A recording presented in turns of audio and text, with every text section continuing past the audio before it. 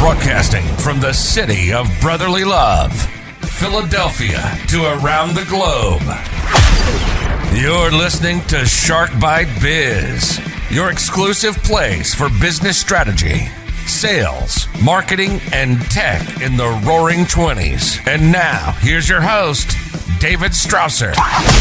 It's that time again. Yes, indeed. It's time for another episode of Shark Bite Biz. Once again, I'm your grateful host, David Strausser, and we have another amazing episode for you all today. As everybody knows, the supply chain became majorly squeezed back in mid-March due to the global pandemic. It was hard to get things across the state, let alone internationally or even cross-country. Our guest today was present and center on the front lines, helping ensure that people around the globe were able to get their products in reasonable time. Whether a consumer needing online purchases or a business needing manufacturing supplies, they were there. We're going to chat about how UPS had to be nimble enough to shift for the massive increase in loads that they were going to be getting, as well as just issues that they had at sorting facilities or along the supply chain line just from the threat of the virus itself. You'll also hear the story, an amazing career of somebody who started out small and rose the ranks to become an amazing leader, as well as hear about her brand new nonprofit organization and how she plans to give back and help people so that they can break through the barriers preventing their own personal growth. Our guest today is Benal Topuzlu, Director of Business Development in the e-commerce division at UPS. Here's a little bit about Betty. Betty is currently a business development director at UPS Supply Chain Solutions based out of Los Angeles. She devoted her last 14 years of professional career to build bridges between different cultures. Moving forward, she will share her passion with like-minded networkers worldwide through her nonprofit organization. So let's bring Betty on in here.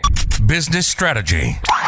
Hey, Betty, thank you so much for coming on to Shark Bite Biz. We're so glad and happy to have you here with us. Hi, David. Thank you. I'm happy to be with you. It's our pleasure having somebody with your expertise here. So, we have a tradition on this show where the very first question, we always like to get people to tell us their experience in the background.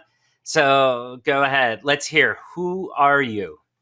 Sure. I believe I represent UPS as of today. We can wear all multiple hats, but as a business professional and a sales professional, I represent UPS Supply Chain Solutions. I'm based in Los Angeles. It's been about 15 years that I'm in the business development area in the logistics sector. And this is a pretty phenomenal year, and I'm excited to have you on board and talk about what's going on and how we can expand the dialogue. Oh, yeah. No, that's great. And it is a phenomenal year. This has been a year like none other. Wouldn't you say so? I totally agree. Just like every other year. Yeah, I mean, one of the big challenges from this global crisis we've had with the pandemic has been the supply chain, just getting products moved, especially, whether you're talking internationally across borders or you're talking about just going across country, it's been a challenge. How does UPS respond to that type of global crisis? Sure. I mean, logistics sector has been always volatile. It's been 15 years I've been in the sector, and I started in France and I relocated back to Turkey and then came to Los Angeles. It's been 10 years. Regardless where you are in the world, the logistics remains the challenges and the volatilities remain the same, I would say. Every year something happens and we have to take proactive approach how to manage this changes. This year with the global pandemic, what we are seeing is there's a significant shift from B2B type of business to B2C, and the way that we handle significantly different because we follow our customers' buying practices, and then our customer buying practices has been significantly changed. So we adapt we show some type of flexibility by putting our customers first and innovation driven. With that vision, we introduce a lot of technology, artificial intelligence, and we also invest a lot of on our people to be able to shift that change and being able to respond what is going on in the market. So that's we can expand on this a lot more, but basically this is the highlight of what's happening right now. Yeah, no, that's some really good insight. And one thing that was going through my head was when you said that the buying habits, like who you service, it changed from B2B to B2C. I mean, that's so true because you have a lot of people that are working from home right now.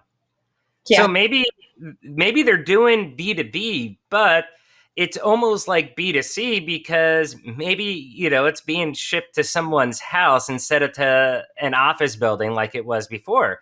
That's got to have a lot of impact just on like how you guys do your daily routes and stuff like that too. Yeah. Not only for UPS, but for each and every company around the globe, it's either corporate world or entrepreneurship or startups. Working from home definitely has different dynamics, and it brought so many differences in the way of we do our business. E-commerce is increasing tremendously. That was a result of the increase of B2C type of supply chain movements. Right. But we do listen our customers. We do listen our the customers feedback that really which we are driven our initiatives based on the Right. feedback that we get from the market. It's really hard to set the tone as a service provider right now. We have to flow and proactively listen it and take necessary actions. Based on a survey that we did out of 400 customers, they are saying that 54% of the customer database that we had, they are Right. having a cash flow problem with the Oh cash, yeah. right? Because they have to divert their investment. The way that they supply their inventory, it's way different.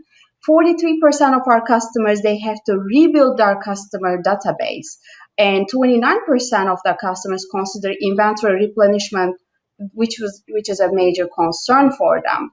So with that Uh-huh. in mind, how to keep up with all these changes? Let's say last month, as far as I remember from a webinar that I attend to internally from EPS, we were hiring 16,000 drivers itself, just to support that increase in the Wow. B2C businesses. So when you're talking about that drastic change, it comes with a lot of different mm, side, I wouldn't say concern, but opportunities to grow and Right. improve our services. Keeping the company culture, keeping the productivity, efficiency of the employees. This is a very broad Oh conversation. yeah, it is. It is. You just hit on a lot of good data points. That was right there. That survey was really kind of intriguing for me to hear some of that. But okay, you mentioned something about the remote aspect of it. Remote working from home, not being in the office is something that a lot of companies had to face. You were essentially forced into Zoom meetings almost overnight if you weren't already. Was UPS ready for that digital transformation, or was it a little bit of a slow push? Well, it's a very good question, because the way that we do our sales in front of the laptops in our remote locations without connecting with the customer, thinking about the conventional sales, shaking hands, and seeing the customer, sitting in front of them, building the relationship, it's very warm. When we are talking about Zoom calls, of course, you are more in a global business.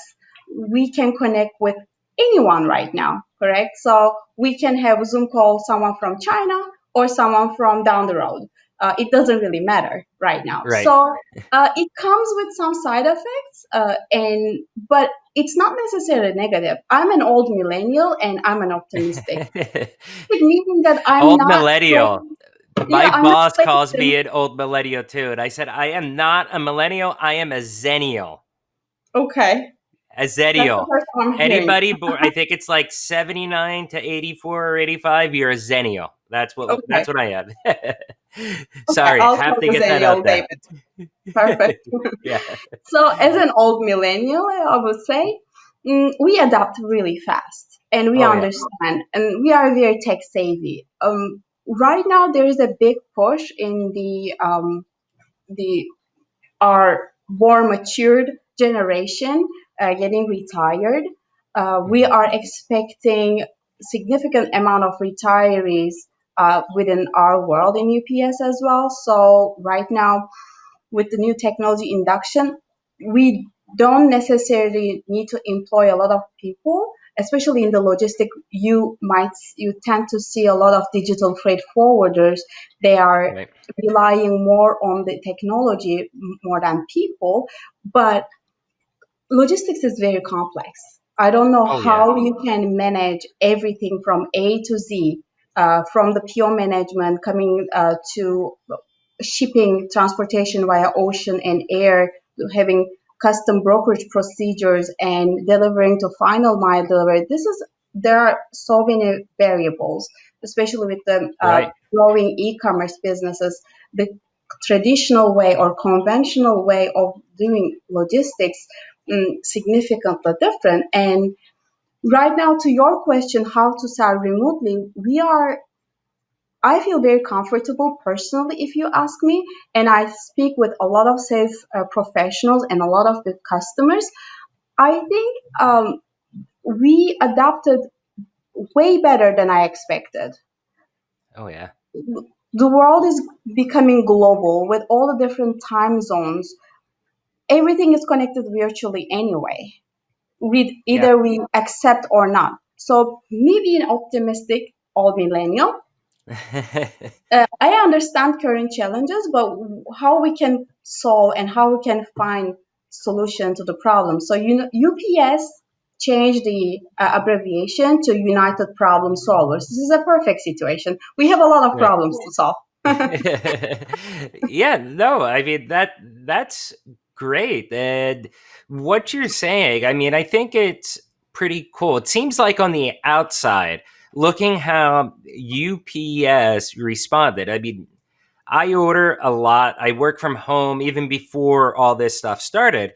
And I could tell you, besides getting more packages after March because we bought even more online, I didn't have many missed, deliveries from UPS.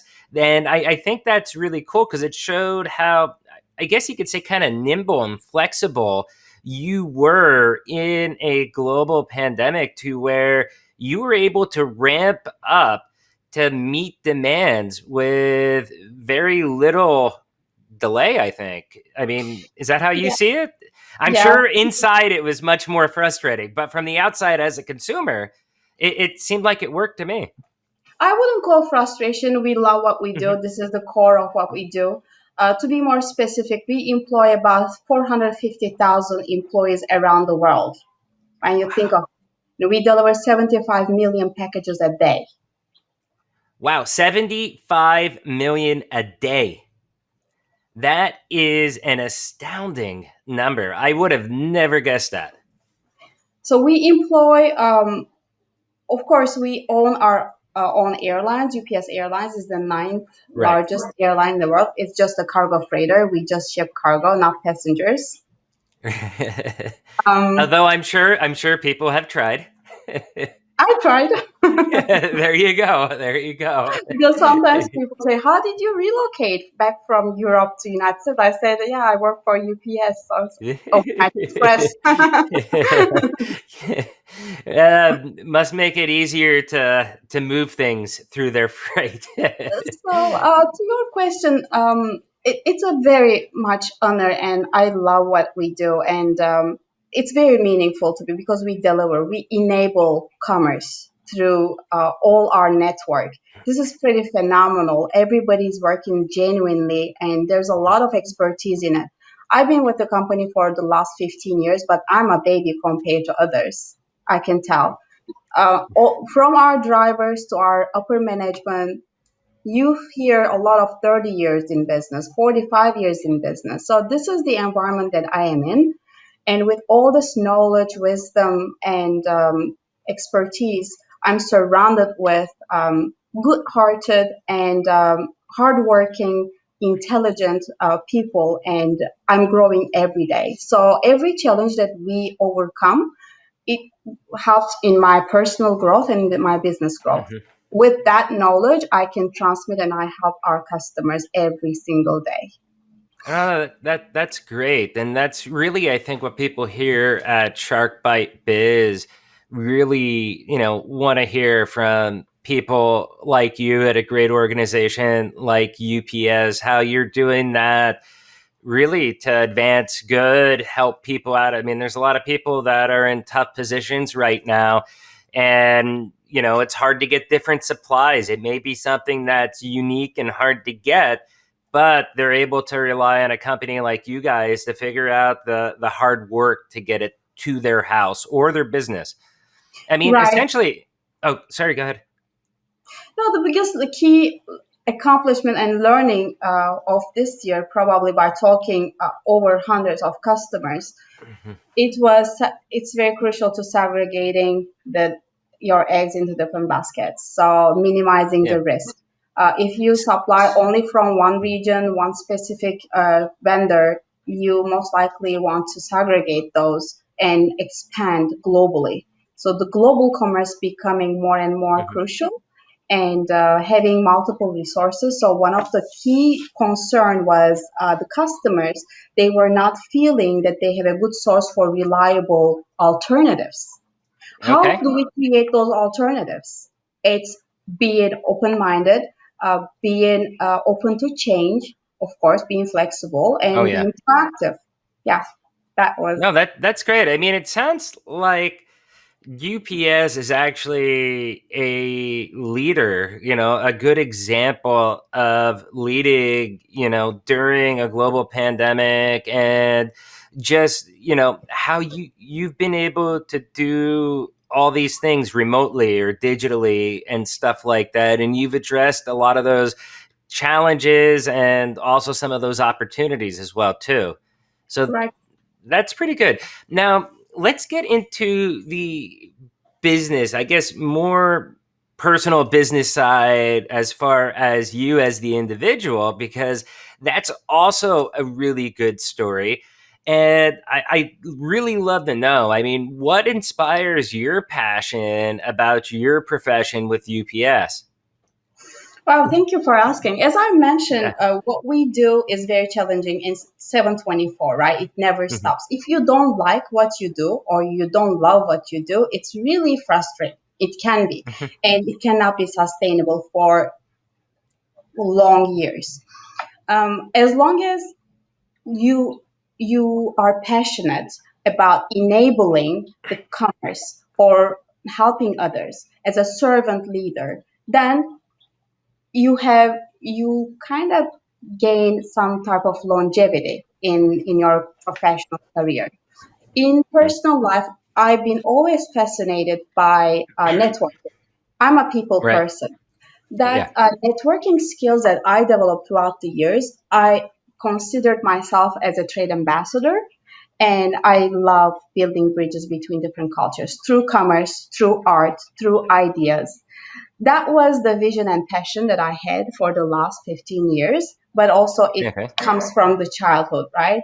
Um, I've been always fascinating with different cultures, how people communicate and how we increase the emotional intelligence in a very productive and effective business world, where I'm in a Right. business side, right? But as a human being, I really enjoy talking about intangible values, ethics, Right. or kindness, being able to help others. So I see myself always as a consultant rather than a sales professional because my main goal was to help others. If I don't work for UPS today, I will be doing what I'm doing today anyway till end of my life probably. I Right. like contributing to beautiful startup stories. If they Yeah. have an idea how we can empower them by connecting with the right resources. So the bottom line is creating meaningful connections is the heart of my passion. It can be a dancer, or it Hmm. can be an engineer, or it can be philosopher. If they have that mindset, probably they are only one connection away to unleash their power within. It sounded like Tony Robbins a little bit, but which is true. This is what I live and breathe Yeah. every day. That's how I come up with that nonprofit idea that I've been dreaming of. Yeah, yeah. You read my mind. That was one of my next questions for you. But before I delve into the nonprofit, I did want to ask you something that you just said was the networking part. Right now, because of everything that's going on, nobody's really networking like we used to. A lot of people are missing out on that people on people action, that FaceTime with new people that can help them advance their business dreams, aspirations, whatever it may be. What are you doing to supplement that? Since you can't, I mean, I'm sure you're not going to networking events right now. So, how are you networking with people since you can't do it face to face? Well, I've been networking even more than ever before because now you Wow. have the comfort of staying home and I am all the time connected. I feel connected, and which I Hmm. like because right now you have less time to spend out driving or Oh yeah. hustle and bustle of every day. Now you focus No more more on LA commutes, right? LA commutes no more. Yeah. Which I I enjoy do too. not I miss mean, it's that. all about balance, right? Sometimes I go out and I have a tour and I miss it to be outside. It's very necessary. But at the end of the day, staying home, it doesn't mean that you will not, um, you will have an excuse to not produce or to Right. connect others. Well, What how we though? Or you do? there Go, is sorry. no, Go ahead. yeah. How? Okay. Well, we For use me, a I'll lot tell of you what I Zoom. did. I started Hmm. a podcast. Correct. That's how I And I started networking. Right. So I started engaging my time more wisely to concentrate on the projects that I've been Mhm. willing to ignite for a long time. Trade Ambassador is my nonprofit organization that I put more energy into it. Right now, the same concept, building bridges between different cultures. But when I Right. say cultures, it can be a nonprofit organization to a business. I'm more aware of what's going on and what other people are doing around me, friends, family, or business associates or customers. And I'm trying to build connections for them in this Hmm. world because right now there is a lot of curiosity. Uh, Everything stable is not stable anymore, right? Right. And that the retail industry is not dead. We hear a lot Right. of bankruptcy filing Chapter 11 from all big box like GC Penney, you name Men's it, Warehouse. I get all menswear. my suits from Men's Warehouse. This is my secret. Can I tell you my secret sales strategy? So, Every time, I don't know why, but whenever I go shopping and I buy a new suit at Men's Warehouse, magically within 10 days, I have a brand new closed deal with Vision 33 with our SAP Business One. I close a deal within 10 days every time I buy a suit. Now they well, we just gotta buy filed every day. bankruptcy. They're closing like 500 stores. I'm thinking I'm never going to close another deal. I'm scared. Wow. I I gotta start shopping at Macy's or something, I guess, to find a new suit store by me. But I'm sorry that yeah, the retail apocalypse, as you've been talking about, like a lot of them, they are filing bankruptcy, but it's not dead, like you're saying. Sometimes they also Mhm. have this opportunity to restructure their organization. Closing the Oh retail yeah, store is definitely significant, and I think with this global pandemic, the change that was made is permanent.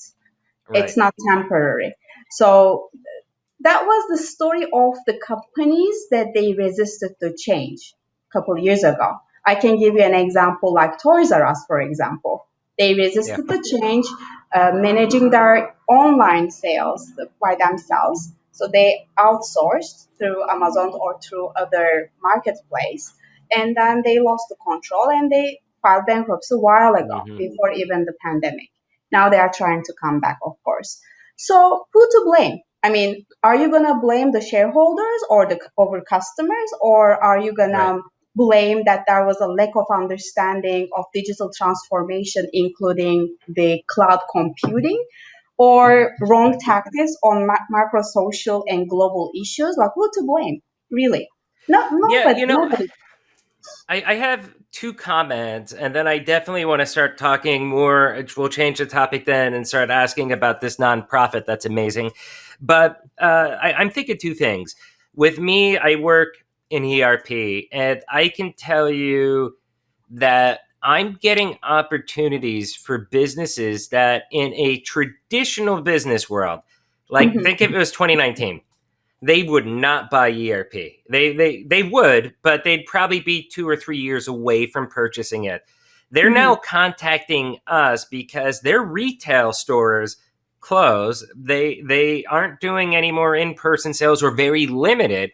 And mhm, but their e-commerce went from okay, we're doing 70 orders a week to now they're doing 1,500 or 2,500 orders a week, and it's just so much more business than what they can handle. And the other thought about that is that I think if some of these big box stores, if mhm, they do close, I mean, yes, it could be a little bit negative for jobs, but mhm. for opportunity, I think that's a bigger opportunity for more mom and pops to be able to fill that void with that local need. I think it creates more opportunity than takes away, It does, if you can keep up with the change. I mean, the rules are right? different, the problems are more complex.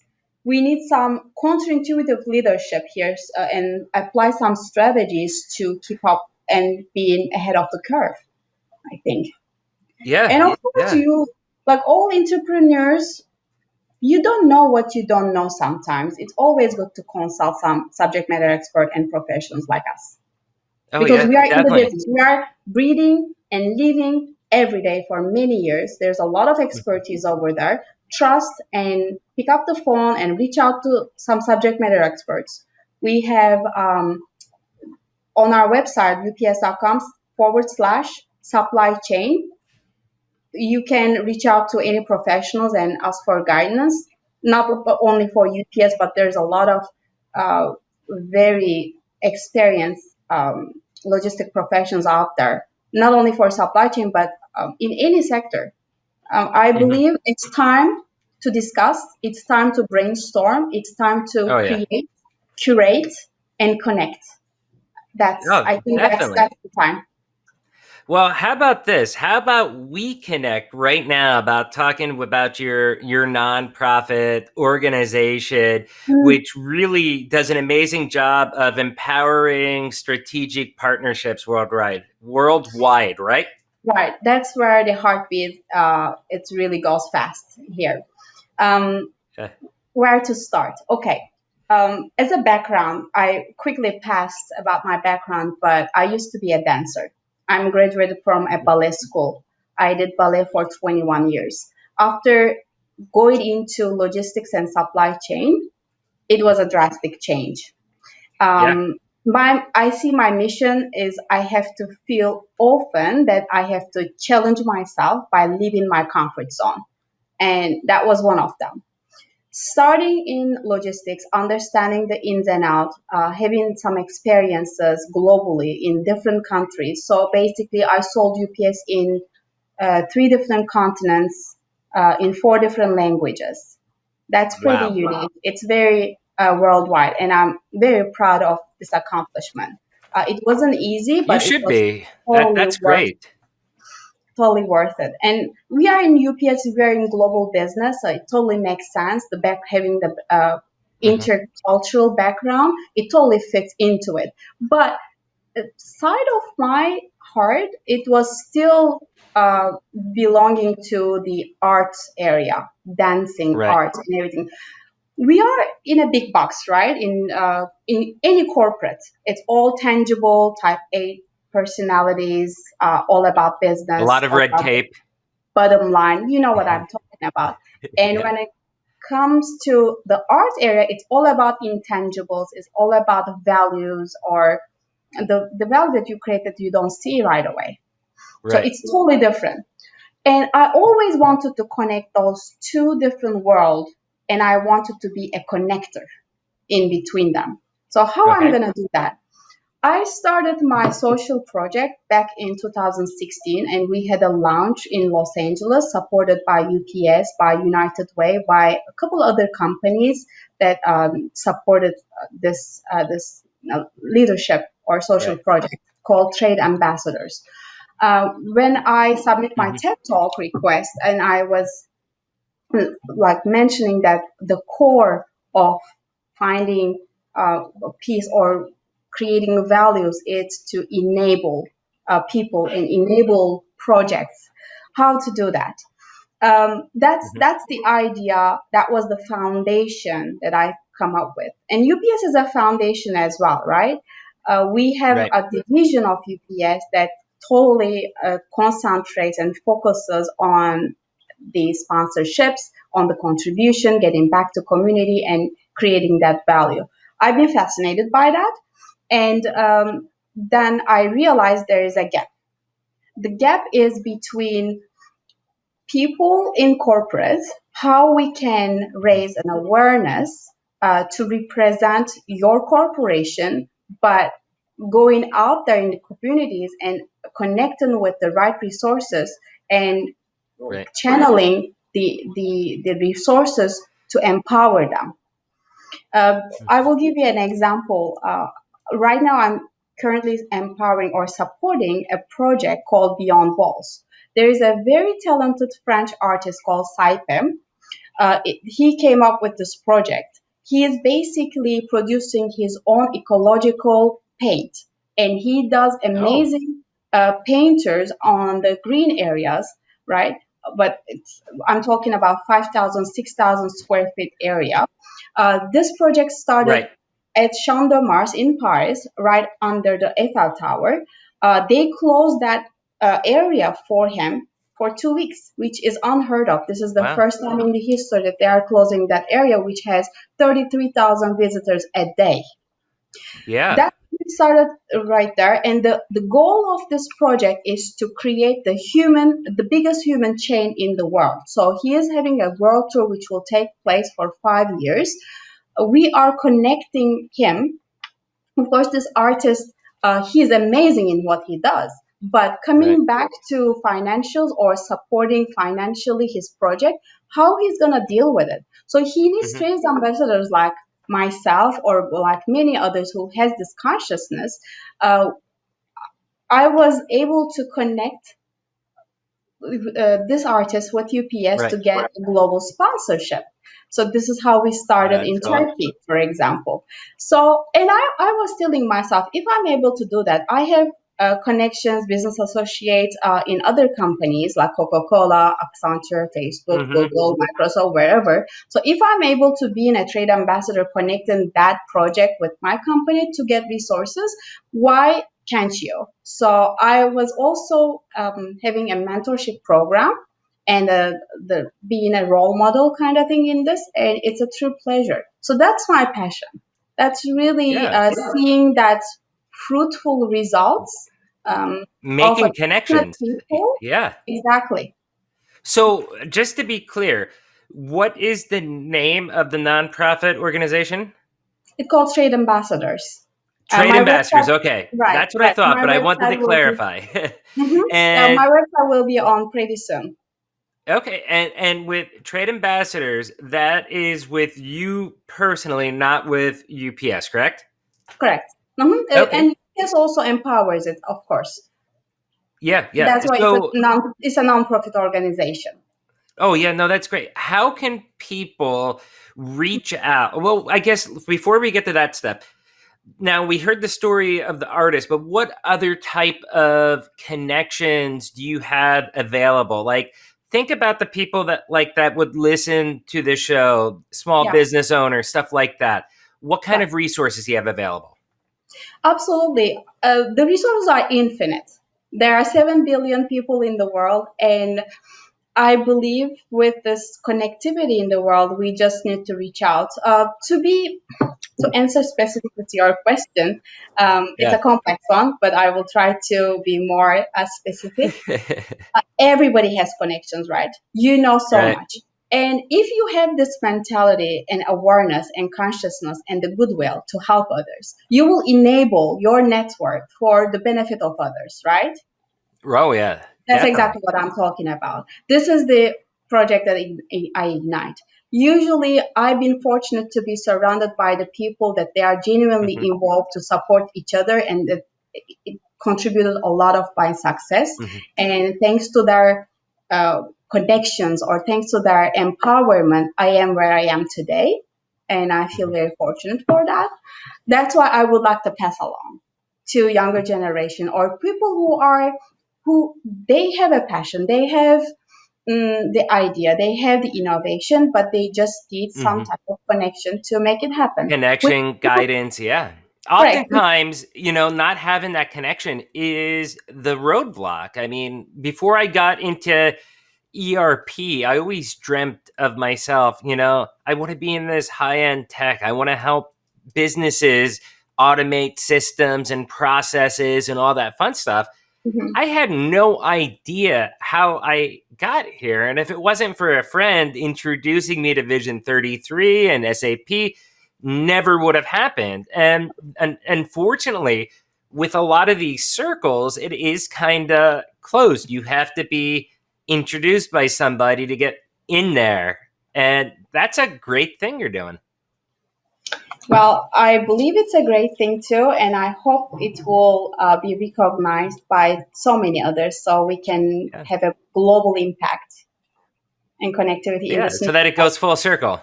Yeah, exactly. That's great. So, how can people reach out to trade ambassadors? What's the website Um, or where at? the website will under construction right now. It's gonna be tradeambassador.org. Okay. And it will be, yeah, I will be reachable over there or through LinkedIn. I will be always available through connections, or Okay. they can reach out to you. You know how to reach out to me. Yeah. Reach out to me So and you I can will connect definitely me and you reach can. out to. Yeah, definitely. Definitely. I guess the very last question I have for you is, do you have any words of advice to small businesses out there that are just struggling? I mean, from the UPS perspective, um, you know, what kind of words of advice do you have for them if they're struggling with their supply chains and their logistics and all that stuff? Right. In short words, I would say embrace the change. If you're Mhm. resistant, it's not gonna go anywhere. But if you flow with the change and then you adapt and then you're open to segregate your eggs into different Mhm. baskets to allow your business to be um, advised by the subject matter experts, Right. um, it always helps. So embrace the change, face the reality, be optimistic, and just proactively engage your resources. And don't forget to connect. Oh yeah, definitely, definitely. Essentially, do not be your own worst enemy in business. Exactly.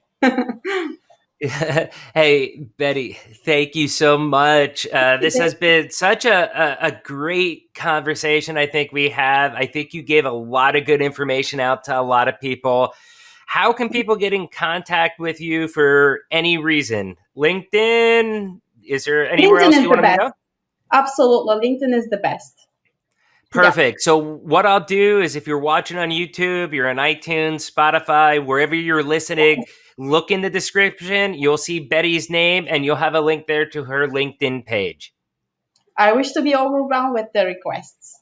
Oh, me too, me too, me too. Thank you so much, Betty. Thank It's been a you. great interview. Love seeing you. The And pleasure was thank mine. you again for hooking me up with the remarkable tablet. I love Oh, them. absolutely. Have a Yep. remarkable year and congratulations on your new venture. I fully Thank you. support, and Yep. the sky is the limit. I'm sure once this is all done, we'll bring you back so that we can talk about how business has changed permanently because of the global crisis going on. So Correct. thank you And again, I would Betty. like to send thank you to Shiny, who connected Oh us yeah. as a trade ambassador, right, at Yes. UCLA. We both gave some speech. We were at the panel at UCLA, um, Mm. communication strategies, leadership, and emotional intelligence class that she was having. That's how we met. And thank you Yep. for inviting me. It's been a pleasure. Oh, no problem, no problem. And you'll be back again. Thank you again. Wow, Betty is incredible, isn't she? I always love and value my time with her as she really embellishes what a business professional should be. The story she told us and some of the data she presented was just incredible. Think about it, okay? It is one of those pretty cool inside stories about how when the world called, one of our greatest companies stood up to the challenge and succeeded. Without the infrastructure they had built globally over the past few decades, things for many of us could have been drastically different and much worse. Because of them being nimble and quick, it allowed small businesses to stay afloat when they had to shift to e-commerce to sell their products instead of stores. From hearing about Betty's background to how UPS has and is handling the pandemic to her newest endeavor with her nonprofit, all of these stories are amazing. In fact, she is already helping me and this channel grow through her nonprofit. I love the idea and we'll be there to support her any way we can. This was a really fun video with some great conversation. How has logistics impacted you during the global pandemic? Did you have late shipments? Did it cause strain at your house or your business? Did a company like UPS become your saving grace because of how they pivoted to meet demand? Leave a comment down below sharing your experience and what you did. Want to be a guest on the show? Got a good business story to tell about how your business pivoted during quarantine, just like Betty told us about UPS? Shoot me an email, david@sharkbitebiz.com. As always, make sure you not only like and subscribe the video, but please, especially if you enjoy the content that is coming out, please share it. These interviews are meant to help your business grow during tough times, and getting the word out so that everybody can take advantage of it is mission critical for achieving the business success that we're looking to have. So please subscribe, like, share, comment, help get the word out, and this channel will grow. Thank you again, and we'll see you next episode.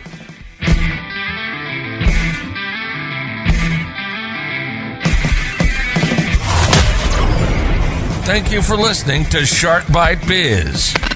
We hope you got some insightful info from this podcast. Be sure to subscribe to us through your favorite podcast app and visit us on the web at www.sharkbitebiz.com. How has business changed for you in the 20s? Email us at podcast@sharkbitebiz.com so you can join us and share your story.